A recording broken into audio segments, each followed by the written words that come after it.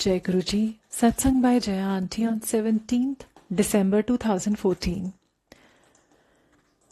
एक छोटी सी कहानी याद आई जो शेयर करना चाहूंगी। एक स्कूल में क्लास चल रही थी। अचानक टीचर ने एक बच्चे को पुकारा जो अपने में ही मग्न था। टीचर उसके पास गया और उसके कान पकड़कर सबके सामने ले आया। उस बच्चे ने इसी टीचर का एक कार्टून बनाया था, बच्चों को पीटते हुए। देखकर टीचर को गुस्सा आ गया और वो आग बबूला होते हुए बच्चे को प्रिंसिपल के ऑफिस की ओर ले जाने लगा और कहा कि वो उसे स्कूल से बाहर निकलवा देगा। बच्चा डर गया, हाथ छुड़ाकर बाहर भागा। बाहर सड़क पर तेज से एक गाड़ी आई और वो उसके नीचे आ गया।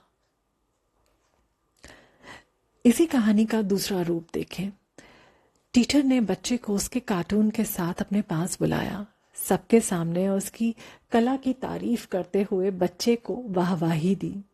कहा कि वो प्रिंसिपल से कहकर उससे स्कूल मैगजीन में कुछ कार्टून बनवाएंगे, पर उस बच्चे को एक वादा करना होगा कि वो कभी भी किसी क्लास में कार्टून नहीं बनाएगा। बच्चे को अपनी गलती समझ आ गई और उसने खुशी खुशी वादा किया और निभाया भी। बच्चा तो वही था, गलती भी वही थी, पर परिणाम दोनों केस में बिल्कुल विपरीत आया। यानी किसी भी घटना का परिणाम हमारे द्वारा उठाए गए कदम पर ही निर्भर करता है।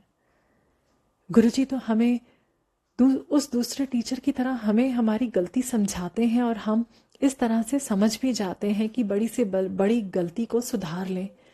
अब हमें भी तो अपनी जिंदगी में इस दूसरे टीचर की तरह व्यवहार करना चाहिए।